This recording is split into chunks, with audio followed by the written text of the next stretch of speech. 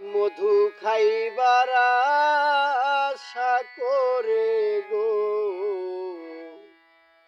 আমি খাইলাম বিষের বড়ি। মধু খাইবার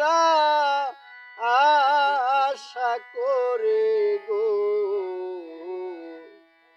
আমি খাইলাম বিষের বড়ি। ওরে এখন বিষ উঠাছে ব্রহ্মমূলে উগরাইতে না পারি। বন্ধু আমার হইল দেশান্তরি,